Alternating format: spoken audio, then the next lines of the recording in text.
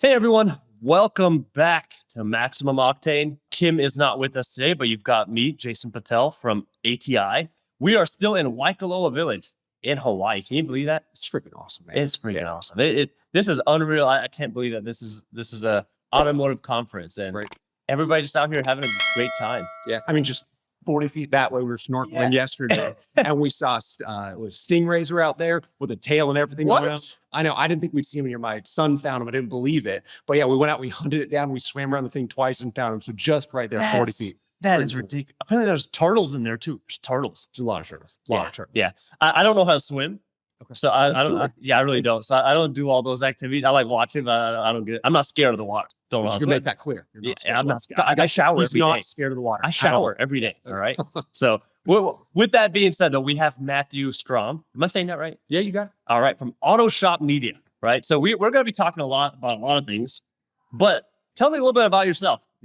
How'd you get into this and where are you now? And just pretty much give me a little bit of your backstory there. So my wife and I started the business 11 years ago. Same year my daughter was born, so it's easy to remember. Wow. And so from that, we started as a marketing company back then. And we started just helping customers, shops get new customers, doing marketing through social media, calling the leads that came in, booking appointments. That was going great. And then COVID happened. So we really thought we hit our stride in 2019 and it was flying. We loved it. And then we started calling shop owners and they say, hey, Matthew, we don't need customers anymore. And I'd say, wait, what? Because over the past 6 years in business, that's what we did. So from that, we said, hey, go on Indeed, go on Craigslist. You could figure it out. And they didn't. No, they really didn't. At that point, these retainers started pausing. And, I'm a capitalist. I want to keep our business going. I want to keep the success we started. So at that point, I was like, well, crap, how can we fix this? Well, everyone's on job boards, Indeed, Craigslist, all that stuff, and it's not working. What if, just like we've been doing this on social media, let's run ads to find technicians?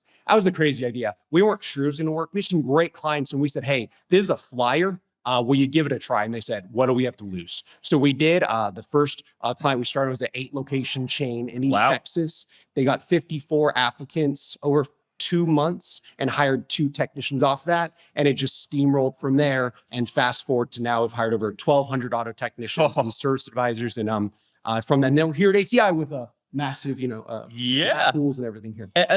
There's quite a few. And I know Kim always mentioned this, but I'll still mention it again. The ATI partners, we value them so much because they get vetted. I mean, there's a very thorough vetting process to get you guys on board because we're going to be recommending you guys to a lot of shops, right? And this is where the shop owners that are part of ATI, a lot of them have some tenure here and they can sniff out the BS pretty quickly, right? And we don't want to offer a product or a partner that is not behind what they're, what they're trying to accomplish here. Yeah. So a lot of shops work with you guys, ATI shops, even outside of ATI.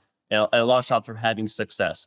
And this just goes back to marketing 101. I say this to a lot of the marketing roundtable and the stuff that I do. You have to do what others are doing, but you also got to do what others aren't doing. And it seems like you took that to heart, when you guys, with the whole COVID situation where you kind of transitioned into doing the social media ads for hiring.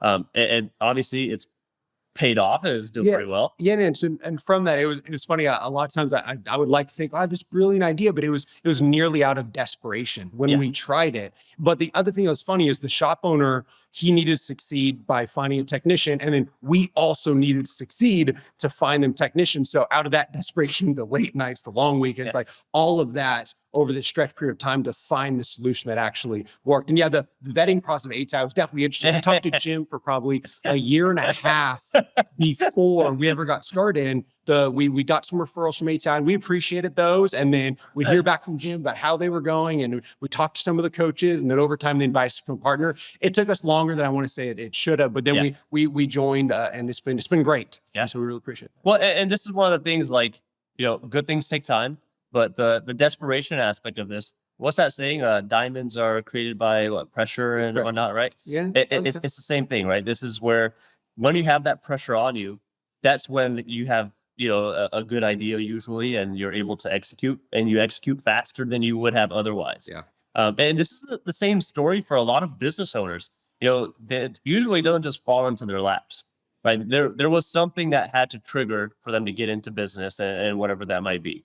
Now, Since you are in the space from both a marketing perspective, not just from shop hiring, but also just marketing in general for customers, what are you seeing right now kind of out there as far as in both aspects, customers and employees? As far as customer employees, and I'll deal with the employee side first, is that they want to feel valued. And so when we put an ad out there, I love to say like, we know what to put on every ad because we should this magical ability. It's not. When you run this many ads, you see like, oh, technicians respond to this and they don't respond to this. So technicians really don't do that. And pay is definitely part of it. Benefits is definitely part of it. But inside of the ad, when we craft them, we like to do videos. And when we do videos, it actually shows off the shop. It shows off what makes that shop unique. And sure, we say pay, and sure, we talk about health insurance if they do or don't have it. We hit all those things. But when you actually have a video and it walks through a shop and you compare that to just an image on a page, if you look at an image, you're like, oh, and it says, we have a great shop. It says, hey, we've invested all this money in equipment. Well, why don't we show the equipment? And then that goes back to customers. So it all comes down. This is a time that the belief is lowest. So if you see an ad or something, people just don't believe anything more. They want proof. So now what I'm seeing on the customer side and on the hiring side is to show proof. Nothing fake, nothing that's not real, nothing that's doctored, but what's really actually happening. And we do so many videos with these shop owners on the marketing side, showing off their shop, why new customers want to come in. And also on the hiring side, we don't tell them, hey, just take 3 days, scrub every piece of floor, do all these things. We say, hey, we really want it to be shown as it normally would be seen. Now, when we do that and people watch these videos, it's really amazing where we show testimonials of the technicians and what they say about the shop, about what customers say about the shop, and how that actual proof comes together in today's marketing landscape that people actually say, oh, this is actually real. And that actually makes things happen. I'm really glad you brought up videos, right? And just from a overall perspective, I mean, we, at this point, who isn't on social media? I mean, whether it's Facebook, Instagram, TikTok, LinkedIn, when you see an ad, I mean, be honest with yourself. How many times are you actually sitting there looking at the ad? And I'm talking about like those, in feed, it'll be a picture and sometimes even a video. And some of the videos you could tell fairly quickly if it's an ad just from looking at how it's kind of framed. If it looks like a TV commercial and it's kind of set up like a TV commercial, is going to come across as an ad. So they're just going to scroll past it. And we see this all the time with all the products that we see. People still watch TV, surprises me, but they still watch cable TV. And they haven't adjusted their strategy. I mean, if you look at the ads on TV, for the most part, they're still the same cable TV commercials they were 10 plus years ago. Now, I am going to go a little controversial topic here. Do you know who Kanye West is? I'm familiar with Kanye West, yes. Did you watch the Super Bowl? I did. Did you see his commercial on the Super Bowl? I didn't. I want to talk about the Super commercial, but not that one. Okay. So he did this last year in 24. He did it in 23 as well for his Yeezy line or whatever he has. I don't even know what it is, but his commercial, first of all, Super Bowl commercials are not cheap. No. Do you know what he did for his commercial? I really don't. Okay. So if you were to film with your phone, right? What camera do you use? You normally typically use the front camera right there. Okay. Yes. So he made his whole commercial, like his 30-second spot. He's in the front camera or the facing camera like this. In his face. That's it. And he just told him, hey, go on the website, drop in whatever and go buy it. That's it. Okay. It stood out. And really guess what? He sold out. Okay. Like within 30 minutes, he was sold out. And that goes back to the realism aspect. That even though this is the highest quality, the best aspect or anything, it was just the realism thing. Yeah. Just the realism. Yeah. No, so then to piggyback on that, Taco Bell's commercial. I'm sure you saw Taco Bell's commercial. Part of it, yes. Part of it. So Taco Bell's whole commercial, and if you didn't see it, it was actual Taco Bell. In somebody's house? No. Oh, okay. So that's the whole. That one's awesome too. That's sold. But in this one, Taco Bell set up a stand outside of their drive-through, and then people that smiled, and they used probably 300 different images.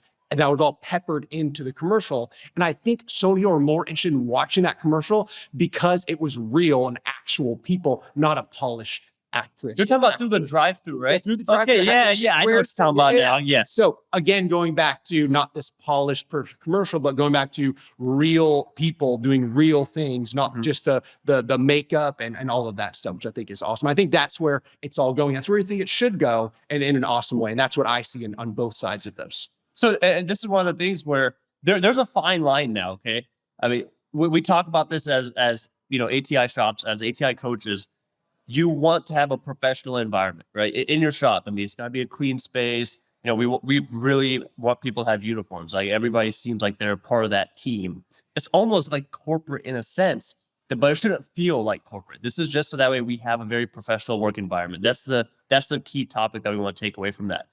Now, with that in mind, if you're doing like a realistic video for looking for a technician or whatnot, right? You're doing it in the shop. All that's going to come across already. So you're already building that professional credibility. So if you already have your shop set up that way, you're already in a good spot. Now the realism factor comes in when you're actually talking to that camera. You're trying to come across straight and directly talking to that technician. Now, this is one thing that we see. If Kim was here, she'd be joking about this as well, where there's a lot of, the job ads that we see, 25 plus years in business, honest, trustworthy shop, a great reputation in the community. And you see all these like buzzwords that every single post has. Yeah. It's not real at this point. Nobody's looking at it like, okay, yeah, that's where I want to work, because every other one has the same stuff listed on it. Just maybe a little bit variation of that. So you're standing out by doing some of these videos. Now, I really do want to get into something that I think you can help, with a lot of the people that are watching, whether they're they're using AutoShop Media or if they're just doing this on their own. What is your number one piece of advice for kind of getting started in creating some of these videos? All right. So I'm really passionate about this because I think a lot of shop owners, and yes, you can use us. We'd love to help you, but there's so many shops really sitting there, and whether they're a single owner and your son's helping out, whether there's two people in there and you need to get to the next level. So you need to hire one more person. And sometimes it's hard to go out and hire someone to do that. So if you're doing it on your own, what I would do is first go look at your ad, and on the ad you're putting on wherever you're putting it, you need to look and make sure it's with them. What's in it for me? What's in it for the technician? Because when they look at it, they're gonna say, what's in it for me? And that's the number one thing you need to put in there. And you want to put about 3 lines. So when you list out all the things that make you unique as a shop, the top 3 should be in the top 3 lines of the ad. It shouldn't be must be able to diagnose, have 4 years of experience. It shouldn't be all those things. First, it should be why you, because you want to attract the person to your ad first, because all the other ads say those same things. So when you write the ad, when you put it on social media, when you put it on Indeed or wherever you put it, that's the top of your ad. After you have that, then introduce yourself. We're people. They want to work with people. I'm Matthew from Matthew's Auto Repair. After that, then you can go into qualifying. Hey, we need to have 3 years of experience. Hey, we need to be able to, whatever you need for your shop. But the number one thing that I see is that when you put together that job post, it's all about what you want. Must be able to do this, must be able to do this, can't do this, and must worst week, all these things. And the technical will be like, well, this sounds awful. But you may have all those amazing things, but then they're buried at the bottom of the ad and no one will ever see them. So I talk to these shops and I'm struggling hiring, and then I dig up all the things at the bottom that make their shop so amazing, and I just move them to the top. Then videos, putting them is all part of it, but the huge part is there's so many things going for your shop that you don't give any credit to that you should, and then move those to the top of your ad. So that's number one. And there's a second big one that I always talk about. It's really important. Is I talk to a lot of shops and they say, Matthew, I have a technician leaving. My guys aren't motivated. I hear this all the time, and ATI is big on this, which I love. And a lot of them, 9 times out of 10, I'll say, okay, and I'll hear them out because I understand what they're going through. And then I'll just ask simply like, okay, how do you pay? 9 times out of 10, they pay hourly. So a lot of people made the switch from flat rate to hourly because people thought like, oh, flat rate's bad. And I get that. And it can be used well. And a lot of shops do, some shops don't. So they go straight to hourly. And then I say, great. Now, if they do a good job, do they get paid anything more on the hourly? And then they say, oh yeah, they get a Christmas bonus. That's too far of a lag. Yeah. And the technician doesn't feel like they're in control of their income. So then they're going to choose a place that they are in control. So you guys creates this huge, and I love it, where you have a pay plan that has a base hourly and then a sliding scale, a production bonus, whatever you want to call it, where as they flag more hours and it goes up in increments, they can make more money. So now you have that unmotivated technician in the shop, and maybe they're always going to be unmotivated, maybe, but I would bet more that they say, I'm going to be here for 40 hours. I'm going to do whatever. I'm going to get my Christmas bonus. I'd like to do bigger. Cool. I'll make 200 more bucks. Yeah. I'm not going to work that hard throughout the rest of the year. So they're disconnected from the result. So they don't put the effort in. And then you have unmotivated technicians, where there's a few different things, but a big one is the right pay plan. And the second one is ongoing training that's consistent and daily. That's also bonusable, but that's like a top for that's third. I'll leave that alone. I think we hit a lot of that. You brought up a lot of good points, right? This is everybody wants a sense of ownership in whatever they do, right? And this is how we elevate and empower our employees, or whatever positions that we're looking at. The paycheck is the biggest part. I mean, if you can control what you make, you have the ownership over that. So outlining that, and this is something that we talk to a lot of shops about, is do each of your employees know what it takes for them either to get to the next level or what they can do to make more money if that's a motivator for them? Do we have it outlined for them? And we've talked about this also. It's not always about the money. Everybody has a different motivator, and that's something that you will figure out as you're doing one-on-ones and all that once you get that employee hired, of course.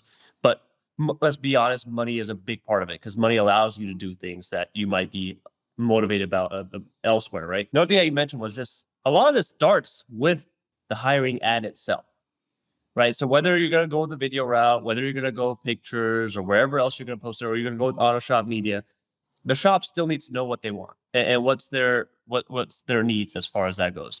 What do you usually find when shops are coming to AutoShop Media trying to find a technician? Are you usually seeing most of the shop owners have a laid out plan or laid out qualifications that they want? And normally when they come in, to touch on that, it does start with the ad, but I would say it more starts with the structure. Okay. The structure of how you're paying, the structure of what your bonuses are, what the benefits are, the hours, all those things. So like, what's your structure first? Okay. Now that we have the structure, then you want to take the next step. Who are they looking for? And most times, say, hey, I'm looking for an A-Tech. Hey, I'm looking for a B-Tech. And they know that. But when we take a step farther, it's like, okay, well, what do you need a B-Tech to do? What do you need an A-Tech to do? What does that mean? Oh, I just need some of the diagnosis. All right, so he's never going to touch a tool. Okay, all right. Sometimes he's going to touch a tool. And then also, when you're dialing this person in, sometimes people are looking for an A-Tech. And if that person's also a shop foreman, just by saying shop foreman, just by saying lead tech, it's an elevation in status. And when you can elevate someone's status, a lot of times they aren't looking for that much more money, but elevating status. They can go from an A-Tech somewhere else to coming to your shop to being a lead tech, and they're being elevated in their career. Now, again, I'm not here saying, oh, let's poach this guy, let's take this guy. I'm saying a lot of technicians are in shops that are not taking care of them, are not doing a great job by the technician, and they end up getting out of the industry. And I think the best shops out there, the great shops out there that put all these pieces in place, that have all these things buried in the ad, and they're one of the 100 ads on Indeed when they log in there, they're getting lost. And if technicians found the right shops, saw what's actually possible, and then saw all those benefits and actually moved to one of those shops, then they wouldn't be getting out of the industry because they're frustrated and annoyed because they're in the wrong environment, and they would stay in the industry and they would build the industry in an amazing way. All it takes is just one bad day, right? If you're a technician and you are happy where you're at and, you're comfortable, let's just put it that way. It just takes one bad day for you to like, okay, well, maybe let's see what's out there. Right. And when you start looking, and we're seeing a sea of all of the same ads or same, job postings, it really is who stands out the most. And that's usually who takes, they'll take that leap of faith or whatnot. Now, as far as the way that you guys approach this at AutoShop Media is you guys do a lot more on the social media side, not just the job boards, but more social media based. What are you usually seeing as far as, because a lot of shop owners are kind of hesitant on that. We see it from just even from a customer facing standpoint, they don't want to really do too much on social media, just because they don't think it's going to convert or whatever that might be. Why do you think social media is so important for, at least from a technician perspective? Yeah, it's a great question. So many times you talk to a technician and you guys have seen that you schedule an appointment with a technician that seems interested and then they end up ghosting and disappearing. Yeah. Well, that's because on Indeed, job boards, all those, there's right now 34,000 active job posts looking for technicians. Wow. That's massive. I know. That's Blew me ridiculous. away when I found out. And then, but past that on social media, there's only 4,400 actual posts out there, ads Really? out there looking for technician. So I'd love to say like, oh, she's brilliant. Like, no, you put me in an arena with 10 times less competitors, or we're going to do better. And then the other thing is that you don't want a technician that's just jumping from shop to shop to shop. No, we don't. I want the guy that's dedicated, or gal that's dedicated. We hire a lot of women too. Dedicated, that works hard, and then they see a post and say, "Wait, they cover 50% of my health insurance. I don't have to work weekends. I don't get half of my rate on warranty work. Huh? They offer pay. You know what? Let's at least talk to them." And that's the person that I want, not the one that's going through all the job posts and just try and get a $3 more per hour because they're going to jump to the next one. So not only do we have less competition, and then on the flip side, we're finding people just have their head down, working hard, creating a life. And I think those are the better technicians that we all want to hire. And that's so well put together, right? You're not just taking, an ad and just posting it somewhere else where there's already a bunch of them. You're changing the whole environment of where you're going to be seen. And let's just face it, everybody always wants to complain that their texts are always on their phone and whatever, all of this. Well, you know what they're doing when they're on their phone? They're probably on social media of some sort. Yeah. And this is one of the things that I also want to kind of touch on is, a lot of businesses are, whether it's automotive or not, they're scared of social media in a sense, or they just don't know what to post, or, they don't have a good presence on there. How does that really impact their search? If they're running a social media ad, let's just say Facebook ad, for example, on as far as looking for a technician, but they don't necessarily have a social media presence as far as their shop goes. How does that? Are you seeing some negative effects there, or what? No, I'm glad you brought it up because it's a little bit dicey, and this is why I start with the Indeed. And when you ask me like, hey, what's the one or two things? I say just take that job post, and again, social media is a better place to put it, but at least get it on the job boards worded differently. So on social media, I always joke, I wish there was a book that actually said everything actually worked and didn't work on social media. Yeah. But from testing, you kind of pick up on these things. So if a shop owner has been running their shop for 5, 10, 7 years, and on that, they've been posting, trying to get customers on their Facebook page. So Facebook, who's very driven by AI now says, oh, we got it, Matthew's Auto Repair. We're going to put any post you put out in front of customers. We got you, high five, we're friends. And then you put a post out looking for technicians, and it says, hey, guess what? High five. We'll put it right in front of your potential customers. And then you don't get any action on it. And then you're like, oh, social media is not working to hire a technician. I'm a little bit concerned here just because a lot of people that will try that will get that experience and then throw Facebook right out or right out the window. So one thing that we've done that's a bit proprietary is that we've created a Facebook page and spent over $2.5 million running ads through this Facebook page.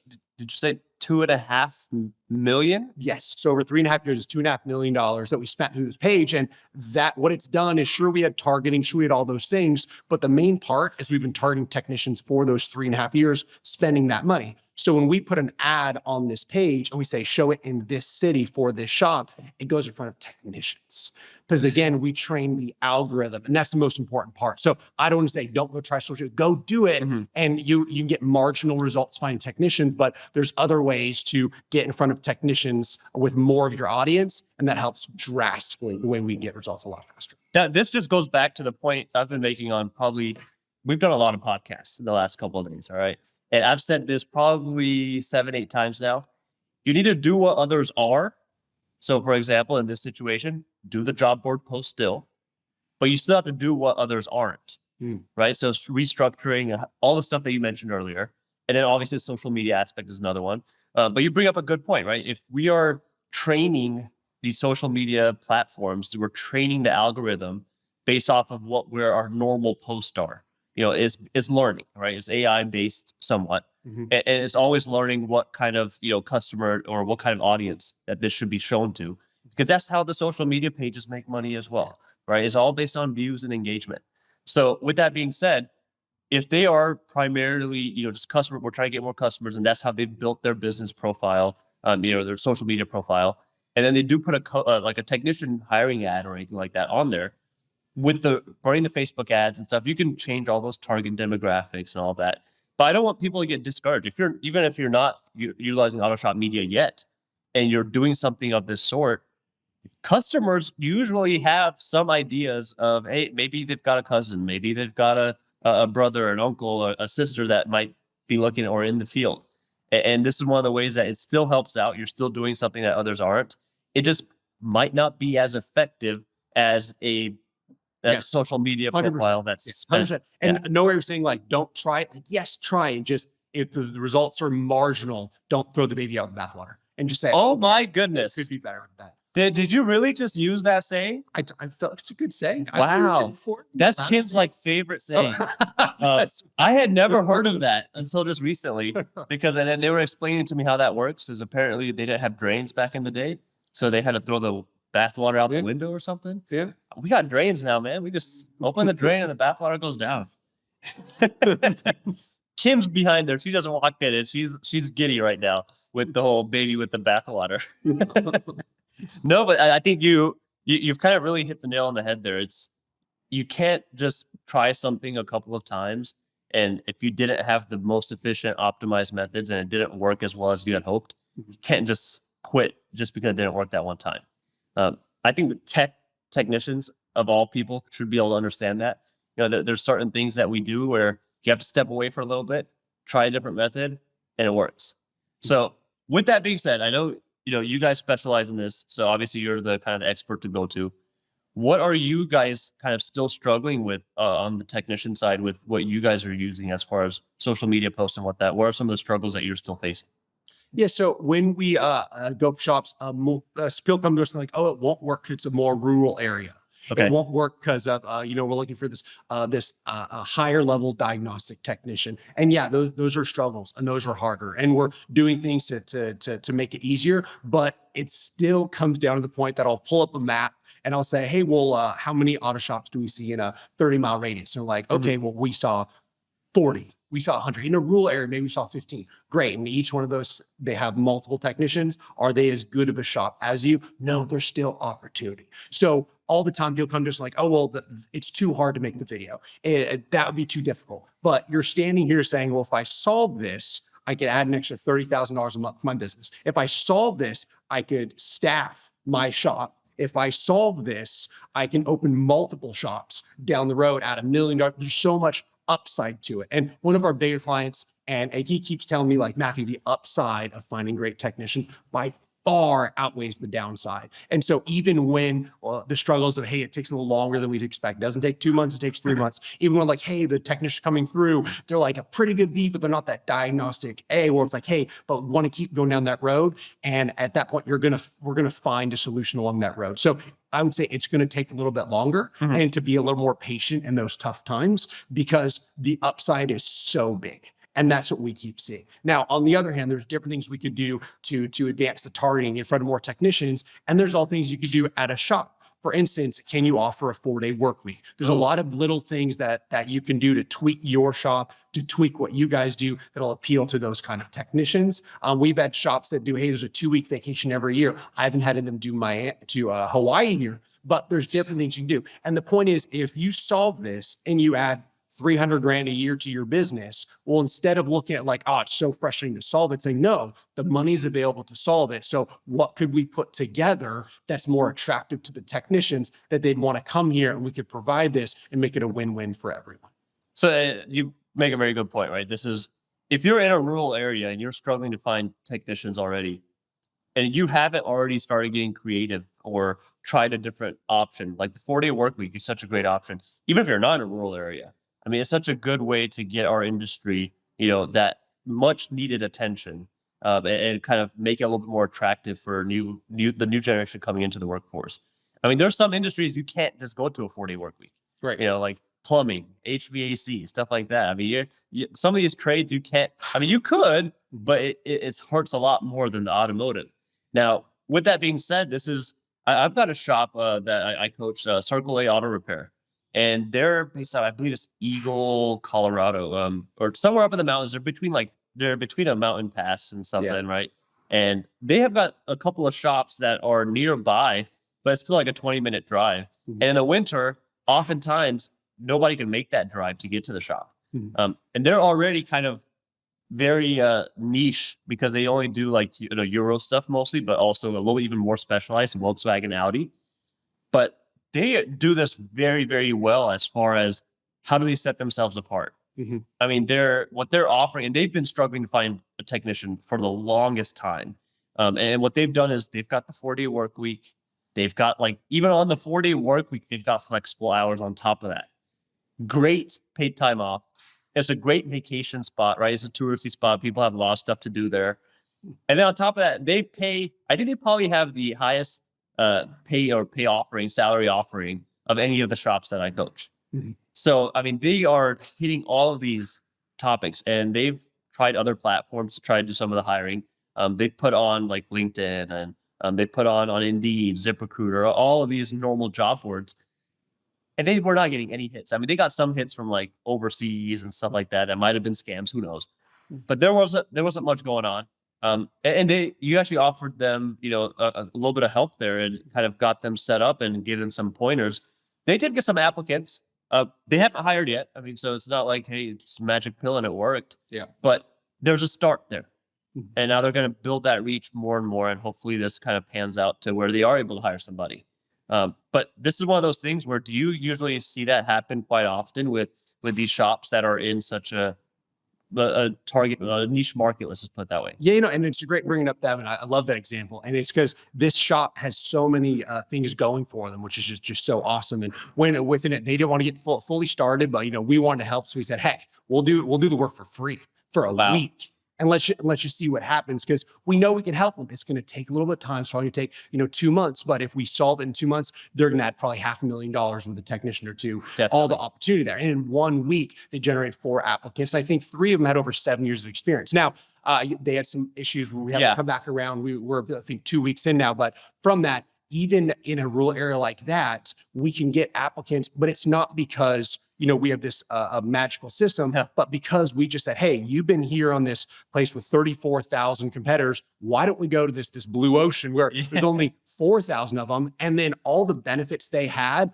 and they had a good job post, but all those benefits at the 4-day work week about how they pay, all those things weren't pulled to the top. So when we pulled to the top, it was night and day different. And we're excited for them to come back and finish that all out. But exactly in an area like that, you can move those benefits around to what works for the shop and what would attract a technician to bring them on in. Now, that's such a good point also because they are in a rural area, but they're also in a nice area.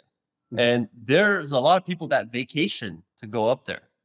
So one thing I like to tell a lot of people is don't be afraid of kind of going outside of your area, your specific area, especially if you're in an area where, it's a little bit touristy or people travel through there or whatnot. There's some benefits to be living where you're at.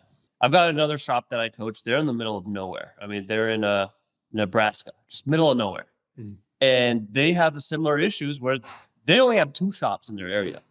And they can't find anybody because the population is so low and whatnot. And they took a similar approach where they just expanded where they're posting, where they're being seen. Mhm. And they were able to get a technician that was closing their own shop in another rural town that was just, there was nobody there. So that owner closed their shop, got hired with the shop that I'm coaching. They moved, it was about 3.5, 4 hours away. And now they're killing it. Right. So this is one of those things that social media makes it so much easier. With the flip of a switch, or not even a switch, but click of a button, you can really expand your target. You can compress it, whatever you want to do. You can customize it however much you want. Now, with that being said, is this something that you guys really kind of see happening often where you are expanding the target area or anything like that? So with Target, we are very careful with how far we have technicians to drive. Okay. So, because we've seen that if we bring someone in that's driving even 45 minutes, that's getting kind of on the edge. Okay. So we actually try to keep it closer to make that happen. We have had some shops that we've had to relocate people, and there's a specific way we pull them from a larger demographic. We don't try to pull someone from Florida to California, but for instance, if you're in Nebraska and we choose the 3 closest cities that are large cities, and we advertise in those cities to bring them up to that city. So, but as far as like, hey, it's a 2-hour driving radius, we try to stay away from that, but it's something close like a 45-minute max on the other side. That's what we've seen. Awesome. And I think, but from that, there's so many missed opportunities that from targeting, we shall get more applicants, but also doing the most with the applicants that we have. Okay. And the number one thing that we see is that we have shops that have a very long interview process. And so they call them again, they maybe send them an application to fill out, all these different things. And technicians aren't great resume writers, as you can imagine. So we find if we start pulling away some of those barriers and we say, hey, apply now, takes 30 seconds, no resume needed, and then you at least get them on the phone, you're going to get people on the phone you would not have gone on the phone otherwise. So expanding the radius, doing all these creative things like, yeah, sure, to a point, definitely help and are needed sometimes. But before we get there, if you improve your hiring process, and what I really mean is shop owners are busy. So as shop owners busy, you're in the shop. Oh, I missed this interview, and not that you're bad or trying to miss interviews. It just happens. But the technician is going to rate or judge how well it's going to be inside of your shop on that interview process. So our number one problem right now is that 40% of the interviews that we set with owners get missed. And get blown. No. So, and we get them on we do all the work, we get them on the phone, we pre-qualify them, we schedule them. They're supposed to talk to the owner doesn't call them. And majority of the time it's at noon because that's when the technician can take time, go sit in their car. They feel a little awkward about it. They go sit in their car, no call at 12:05, 12:07, 12:20, 12:25 passes, and the text. You gotta go back to work. He's done. He's pissed. So then we get the text. They blow us up and they're angry that no one called them. And then we try to reschedule. We get verbatim, if I was 27 minutes late to an interview, you would never give me a second chance. And the reason I say it is because there's so many missed opportunities here that if we just tighten up the interview process, that we call exactly when we say we're going to call, and we make them feel like it's a red carpet treatment, even really early in the interview process, they're going to think, oh, well, if they treat me this good on right after I applied, how fast they called me, how professional and kind they were on the phone. My favorite question when we talk to technicians is say, hey, so tell me, how did we get here? Why are you looking for a job now? What's happening with you? Tell me your story. And then they just open up and they say all these things and you're like, oh, and on a side note, as a shop owner, like, oh, your boss now yells at you. I'm going to keep that in my pocket. Oh, the pay, they don't, in winter, it's really slow. I'm going to put that in my pocket. And we can come back to that later. But the point is, if you have it a red carpet treatment as you're interviewing and as you're bringing them in, they then think, oh, holy crap. If it's that good now, if I'm hired, it's probably even better because they're not even making money off me yet. Once they do, they're even better. But a lot of times, even shops that do amazing once the person's hired could do a better job on the front end. And so with our team, we cover that. But the other point is that owners right now that are sitting in their shop, they could say, hey, I understand this person might not be qualified. I understand that out of these 4 people that I did get to apply, 3 are going to be no good. But they take those 3 not good applicants, feelings of, oh, it's going to wait my time, into the 4th applicant, and that's the gold. That's the guy. Yeah. So if we just make that a red carpet treatment the whole way through and just understand there's going to be some not perfectly qualified individuals in this bunch, and that's okay. But you keep that great attitude all the way through. Call them exactly when you say you're going to call them. Text them, hey, how did you think it went? Did you have any extra questions? All of those things, they're going to feel that. And that's going to be huge when they're interviewing at 3 other shops. And then one of those shops extends them an offer before you. They're not going to consider you, and they might choose someone else over you. That's so well said, right? Because we do this with our customers, our normal customers, to get them in the door and the customer experience, the customer journey. Yeah. But we don't do it with our internal customers as much. I mean, don't get me wrong, there's a lot of shops that do. Yes. But the more that we're able to do this with our internal customers, hiring side, the better results we're going to get. It really is about the experience, the whole journey, right? The whole red carpet treatment, as you said. Mm-hmm. Final thing that I want you to kind of touch on a little bit more, or just even a recap in a sense. What are the 3 things that every shop owner, they're not using AutoShop Media, they're the three things that they need to be doing right now to make it a little bit better for them as far as their hiring side goes. Yeah, no, great. And I apologize. It's going to feel like a recap. But No, like, that's the whole point. all right. That's the whole point. So, the number one is to go grab that post that you have now. And a lot of people, I myself included, I've done this, is say, I want to put a post out for a job. You go look at maybe another city, you copy it, you paste it, you edit a couple words, and you say, I'm good, because you're busy. I get that. But if you take that job post and you have out already, and you list out at the bottom all the things that make you guys need. Hey, we go we go go-karting twice a year as fun. Some just quail shooting. Someone takes them out on a boat, and they go fishing once a year. All of those things matter, because you could say we treat our team like family, or you could say, look at the picture of this fishing trip. Like night and day. Yeah. So take that thing, and then all those things that you write down that, hey, this is how it makes us different, move those to the top of your ad. And so when you put that in the top of your ad, would you like to work for a shop that, then enter in those three things. Then that way they can start thinking like, man, I would like to work with the shop. If you want extra points, you can pull in some pain points they're at now. But I would say for now, not to go too crazy, to put in what makes you guys different. That's number one, drag the good stuff to the top. Number two, be very specific about pay. If you say earn between $70,000 and $150,000, they're not going to believe it. They're not going to believe either side of it. They're going to be like, oh, it's flat rate, just like everyone else. It's not going to go well for me. And that's just the thought, when that could be further from the truth. So be very specific in your pay. If you pay flat rate between $27 and $34 an hour for a B-Tech, say that. If you offer a guarantee on any of that, say that. Define that out in there as well. And that should be right below your three statements. Then under that, introduce yourself. Hi, I'm this, and this is what we do. Then below that, if you list what you need them, the qualifications, and then from that, you can wrap up with the boating trip or the fishing trip. So just structure it differently. That's what's in it for the technician. So that'd be the number one.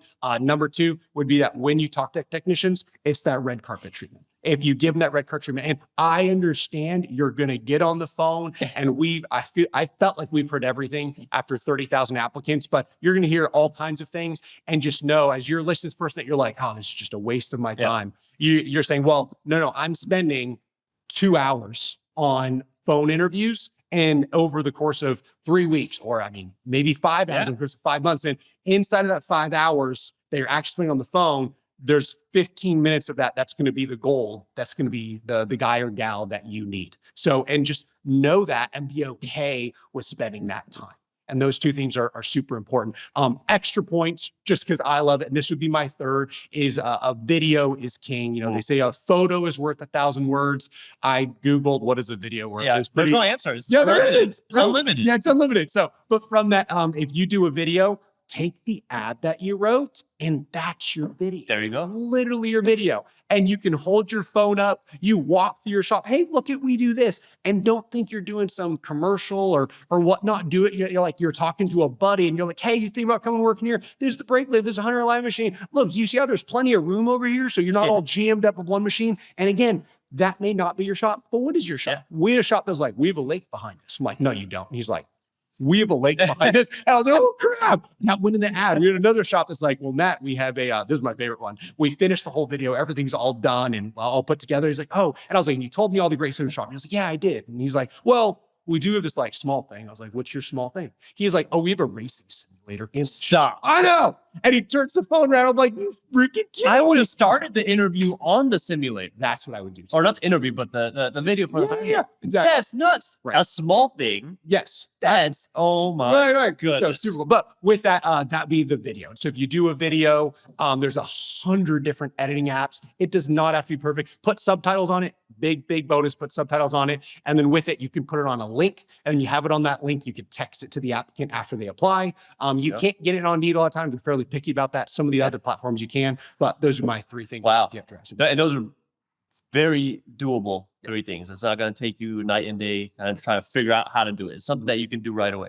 I really appreciate that. Cool. Any other final thoughts? Or you've given everything that you could at this point. No, this is great. No, I appreciate it. I really enjoy. I tell everyone, when we started in the industry, it was like we worked with all kinds of different businesses, and I would stop in it, and mechanics or auto technicians or shop owners in this industry, other people always thought they didn't take care of people, they lied or whatever it was like that. But I will visit over 350 shops face to face when I started. That's how we did it. I left in the morning, drove all over California, and visited people and said, "Hey, can we help you with your marketing?" But my point to it is that I found that auto shop owners were the kindest, most respectful people out there, that were honest, they were fair, and they really wanted the best. And there's not everyone's perfect, but that's what I found. I really enjoyed being in the industry and sticking with auto repair and saying, "Hey, all we do is help auto repair shops." There we go. Well, all of Matthew's stuff will be linked down below. Once again, Matthew Strom from AutoShop Media, guys. Thank you so much for being here. Thanks, You man. killed it, man. Thanks, I appreciate it. Cool. And we will see you guys next time.